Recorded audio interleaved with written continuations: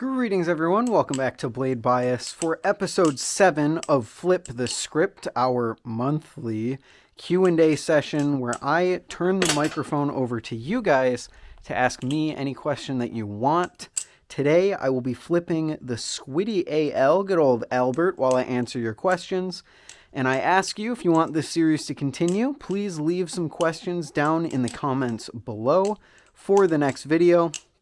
Only thing I ask is that you make them a little bit more interesting and in-depth than simple, what do you think of X knife? Or will you be reviewing X knife? Or what is better, X knife or Y knife? Things like that I'm probably going to skip over. Those are a majority of the questions that I get answered, but I have a lot of that information down in the description, where you can join my Discord, because every time I shout it out, a bunch of people join. But there is also a link down there to my Balisong recommendation document, where you can find a lot of my recommendations at almost any price point. Without further ado, let's get into the questions for episode 7 of Flip the Script, shall we? First question from Repeat. What do you recommend new Bali-based content creators do and focus on? Besides just enjoying the content you make, what are some real things to do to grow? So here's the reason why I always tell people you have to enjoy it before you worry about growth or subscriber count or any of that. It's because the hard and harsh reality of it is Balisongs are not a hobby that's going to get you millions of views. Sure, one video might pop off per year in the algorithm, where some guy does Balisong related stuff or makes a Balisong like Contraption Collection did and garners the attention of the wider public. The reality is that this hobby is fairly niche. So the reason that I tell people to enjoy making content is because chances are you're not going to grow at the rate that you think you will, or the rate that some other YouTubers have grown. There have been some massive subscriber explosions, especially in the past few years, from smaller channels getting tens of thousands of subscribers, it seems like overnight. And the reality of it is that that's just not realistic. And I don't say that to discourage you, but I say that to warn you that if your main goal is to grow or to get free stuff from companies or to have followers or subscribers or anything like that, you're going to get discouraged really, really quickly. Some of the best content creators in this hobby did not explode overnight. It was long, intentional, consistent effort into making videos that people initially didn't watch. My first video that I ever did, well, I mean, I guess I can't really say that because my first video did get more attention than I thought, but I made it with the intention of only 30 people watching it. There was passion there. And I think that the audience could connect with a little bit of that passion, even if my first video was complete and total dog shit. If you enjoy the process or you're super passionate about what you're making videos on, it will be far easier for an audience to connect with that. And it will be far easier for you to maintain motivation in periods where people maybe don't watch as much, or where something gets less views than you expected, because it is a reality, and an inevitable reality, of making YouTube videos, especially in a niche hobby like this. The one thing that I can tell you is try and be unique. Try and do something that is your own niche, because the whole hobby, and I've talked about this a lot, the whole hobby is basically reviews and head-mounted stuff. If you can break out of that norm in a way that demonstrates your capability to make a decent, entertaining video, I think chances are you will get noticed by at least a few people.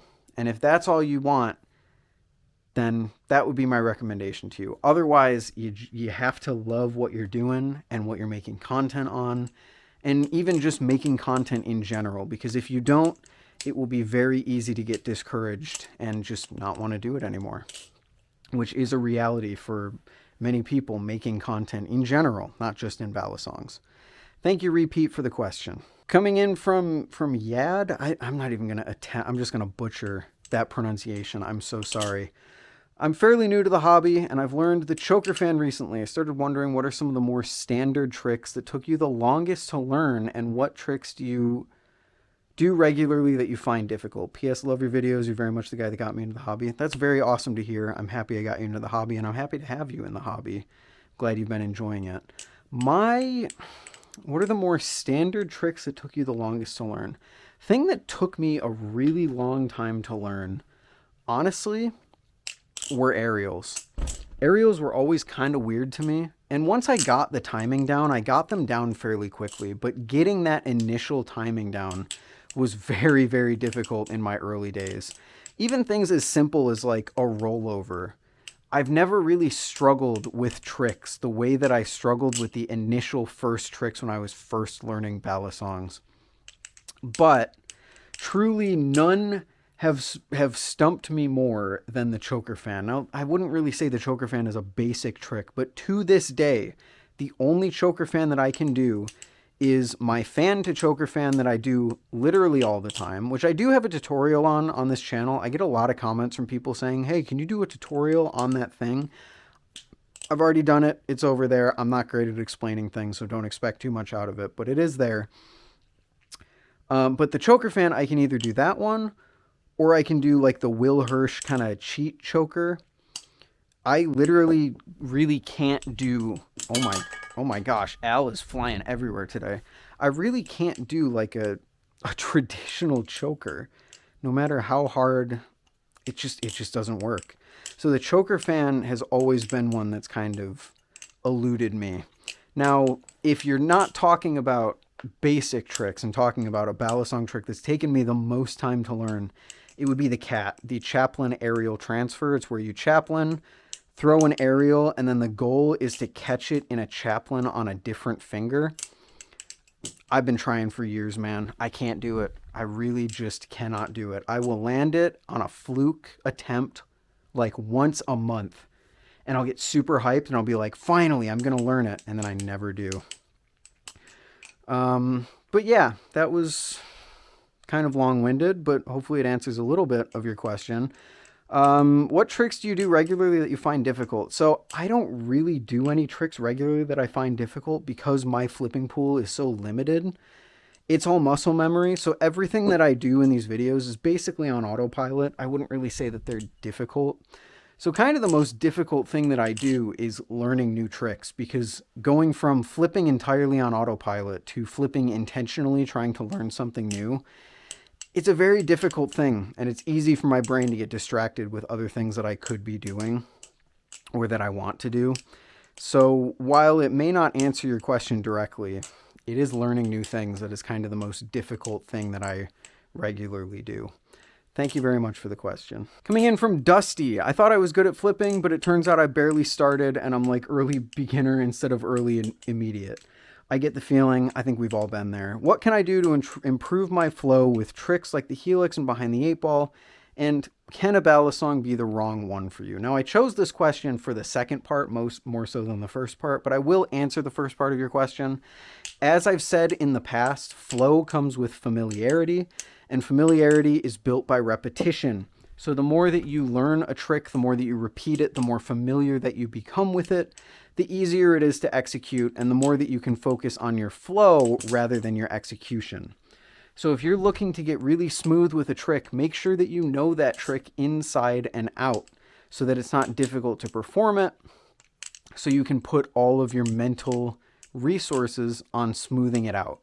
Slow it down, speed it up, do whatever you need to do to learn that trick inside and out so that it just naturally flows better because you're more comfortable with it. Now, can a Balisong be wrong for you? That's a very interesting one. We've had plenty of Balisongs come out, maybe even something like the Canyon is one of the first things that come to mind, where people will say it will bottleneck you in your flipping and, oh, you won't be able to do this. Or like back in the day when you started on a plastic Balisong, people would be like, oh, you're going to get used to that and you're not going to be able to flip a metal Balisong. It is my opinion that there is no wrong Balisong as long as the Balisong can do the basic tricks that you want to do. So there are some Balisongs out there that are the wrong Balisong. I would say something like the white Squiddy, the OG Squiddy, which can't really fan or choker fan very well, would be the wrong balisong for someone trying to learn fans or choker fans, or even more blade bias tricks in general. On a similar note, something like the Corvus, which is really good at fanning, but maybe not the best at rollovers, might be the wrong balisong for someone who wants to learn more rollover-based tricks. That being said, as long as a balisong can complete the basics, can complete the tricks that you want it to do, you will be able to adapt to it, you will be able to get used to it, and you will be able to flip it at a high level if you spend a lot of time with it. And I think back to examples back when I first got into the hobby of people flipping high-level combos on those really heavy, curved CSGO replica knives that most people would consider unflippable. But because these people have trained with them and gotten used to them and adapted to them, they now are a balisong that these people can really, really ball out on and perform really well on. And I think that that is very, very interesting. So as long as a balisong is decent at the tricks that you want to do, as long as it's capable of even doing all the tricks in a library, it doesn't matter if people say it's good at this or it's bad at this or it has bad momentum or it has good momentum. You will get used to it and you will learn on it.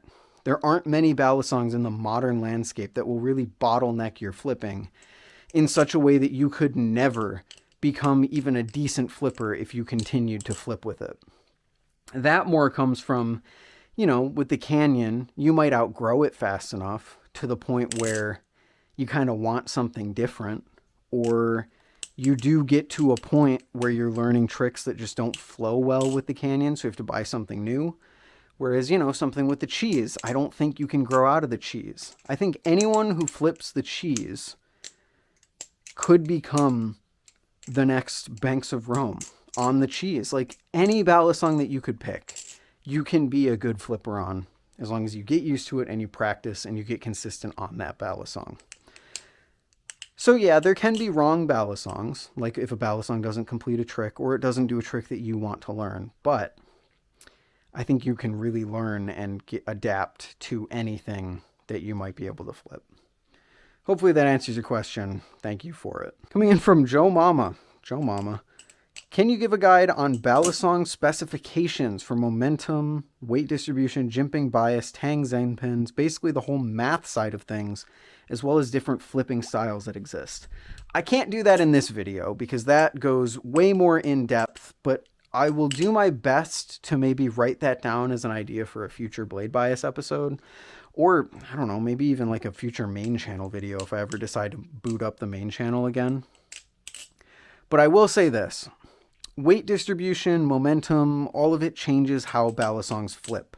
So I'll give you kind of the basic rundown on that, because some of the other things that you mentioned, jimping is personal preference. It's whether or not your fingers stick to the jimping or not. Some people agree with some jimping, some people agree with others, some people like no jimping, some people like really aggressive jimping, personal preference.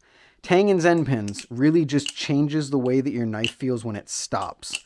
Tang pins, I've felt, can feel sometimes more solid, sometimes more squishy. It doesn't really matter to the overall flipping experience, but momentum, weight distribution, bias, things like that. So, basic rundown, bias. Bias is take the balisong, split it down the middle. Where is a majority of the weight? Is it in the handles? Well, then it's handle biased. Is it in the blade? Well, it's blade biased. It's not 100% accurate, and that really is kind of simplifying it down. There's a lot more to explain there, but the basic understanding of it is if one handle is significant, I think this is how people generally do it. I could be wrong here, to be honest with you, but if one handle is generally heavier than the blade, you've got a handle bias knife. If the blade is heavier than one handle, you've got a blade bias knife. The way that people in practice tell that is with different tricks. So handle bias knives are usually very good at things like rollovers or chaplains. Blade bias knives are usually, not always, but generally better at things like fans or choker fans, or I think like short stops or something like that it can help with. And then neutral is kind of like a mix between both of them. So what people who learn this stuff do is when they pick up a new balisong, they'll do like a chaplain or something, and they'll feel how sticky it is. They'll compare that to how the fan feels, and then they will categorize that with other Balisongs that they've tried in their mental categories. And they'll say, okay, this feels more handle bias than this knife because it performs better on chaplains and it performs worse on fans, etc., etc. Momentum is just how much the handles swing when you drop it, basically, because there's weight away from the pivot point, which causes inertia, which is difficult to start and stop depending on how much weight is here. So if you have more weight here, it'll be harder to start, but it will also be harder to stop because it's carrying more momentum. Balisongs that have heavy ends of the handles will be more difficult with things like ricochets because you're stopping and starting that momentum a lot. But they'll be pretty good at tricks where the momentum is flowing and you're not really stopping and starting it. You're just carrying that momentum all the way through the trick. A knife with very little momentum will be easy on ricochets, but cannot carry through some of the longer trick combos that you can do, and you feel like you have to generate more momentum from your hand rather than letting the Balisong carry itself through those tricks. Finally, weight distribution. Where is the weight focused? It's kind of the same as momentum. If the weight is focused up here, it will carry less momentum because it's closer to the pivot point. If the weight is out here, then the weight will carry more momentum because it's further than the pivot point. It's a whole bunch of stuff with pendulums and things like that. Will Hirsch has done a full explanation of this on his second channel. If you're more interested in like a deep dive to something like that. But that's weight distribution. Where is the weight focused? Is it focused in the tip of the blade? The pivots, kind of the middle of the handles. Maybe all the handles are evenly distributed, but the handles are super heavy compared to the blade. Stuff like that. Hopefully that answers your question. I'm sorry we couldn't get more in depth than that, but I think that's actually more in depth than I intended to get into. So hopefully that works. Thank you for your question. Coming in from Jonah, this will be a quick one. Do you think that Balisongs will continue to get better, or have we reached the peak of Balisong balance and feel?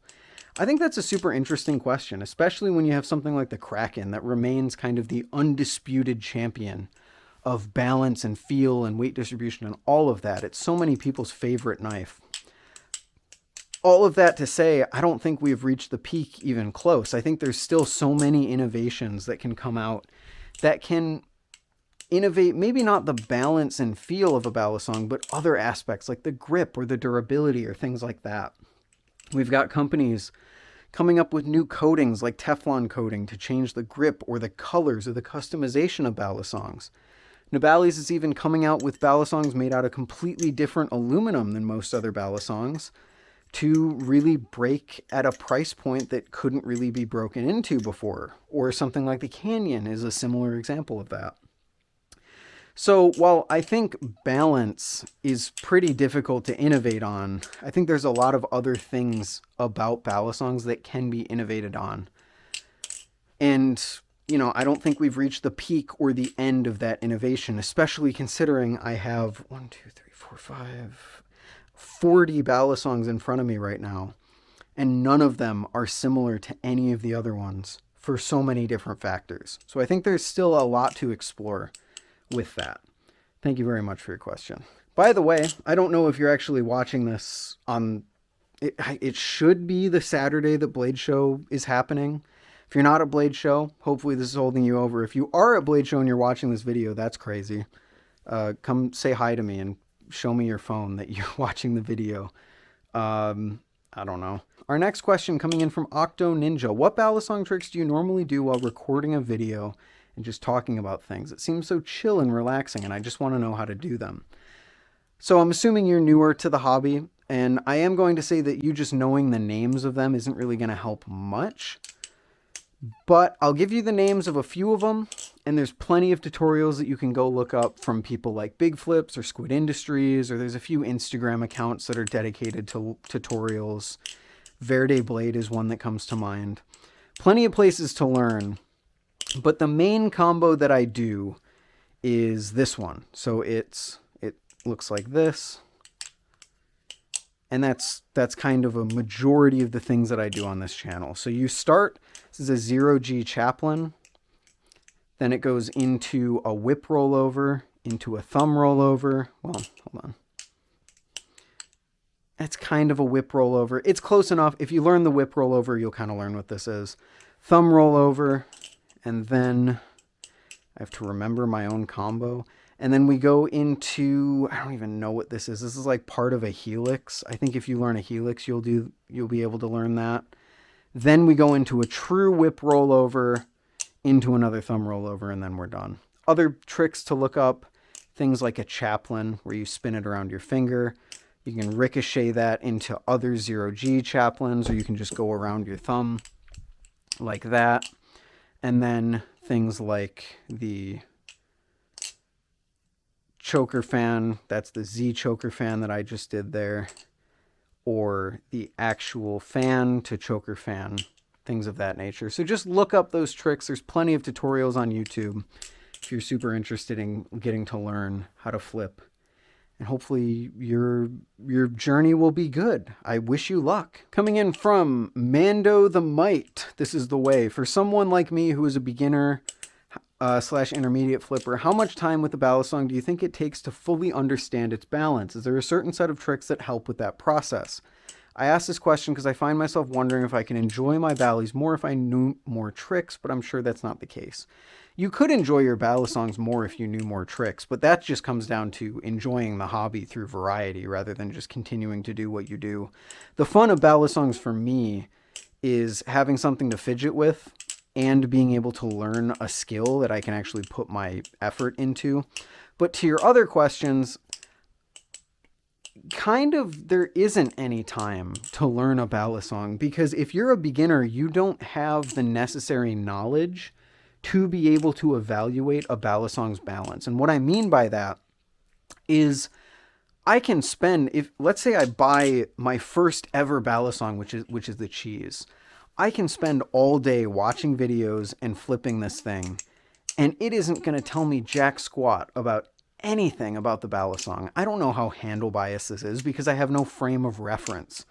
So I find that being able to identify the balance of a Balisong comes less with your familiarity of that Balisong and more from the catalog of other Balisongs that you have in your head from which you compare it to. You kind of build a spectrum of balance. Like I mentioned earlier in the video, you flip something new and you go, okay, this is stickier than something like the, not in this case, but it's just what comes to mind, the Kraken Trainer. So it's more handle bias than the Kraken Trainer, but it's definitely less handle bias than something like the Kite ALV1, which had a ton of handle weight and it chaplined really, really well and it stuck to my fingers. So it's less about familiarity with a single Balisong and more about the greater knowledge that you have about Balisongs in general. The most that I ever learned about Balisongs was not learning new tricks or watching videos. It was trying everything that I could, finding a new Balisong that changed my perspective on Balisongs. You know, something like the Haze Attack Jigsaw, which completely opened my eyes to things like weight distribution. Or something like the Olympus Industries Prime, I think it was, which kind of opened my eyes to what more handle-weighted Balisongs can feel like in terms of their momentum and things of that nature. So if you're looking to really understand that, then you have to try more Balisongs. The main way to do it without trying more Balisongs is to talk to someone who's more knowledgeable and see what they have to say about your knife to learn what the balance is like, because that's really the main way that you can do that. But you also asked something else, and I have forgotten it in my train of thought. Oh yes, is there a certain set of tricks that help with that process? Everyone has a different set of tricks. My personal ones to help familiarize myself with balance is the 0G chaplain, the regular chaplain. I'll do a rollover or two, and then I will fan and I will choker fan. Mainly, I could probably guess with 60% accuracy, maybe 70% accuracy, the balance of a Balisong just from fanning it and just from doing a 0G chaplain on it. Because I can compare that to how other Balisongs perform, and then I can make a reasonable guess based on that. So, thank you, Mando, for the question. I hope maybe you saw the new movie. I haven't. I'm not even caught up on the show, but thank you for the question. Coming in from Shitty Flipper, I'm sure you're not that bad. If you could go back to when you first started, what Balisong would you recommend to yourself? The cheese. I love the cheese. I wish I could have started on the cheese. If I started on the cheese, I probably wouldn't have bought my Arctic. Probably wouldn't have bought a lot of different Balisongs that I bought early on, like my Squid Trainer or my Vortex or my second Arctic or things like that. It would have just mainly been the cheese. The cheese is genuinely one of my favorite Balisongs, not just for the price point, but just like in general. Every time I pick it up, it just feels comfortable and nice. Not as nice as, the $150, $200 Balisongs, don't get me wrong, but for the price and what you're getting, it's an excellent value. Thank you, Flipper, for your question.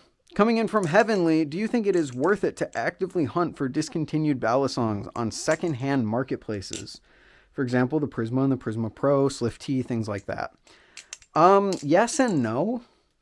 If you're someone who's just looking to flip a Balisong and you're looking for something that you enjoy, I don't think it's worth it. I think there's plenty of other things that you can buy that are always available that will give you great flipping performance.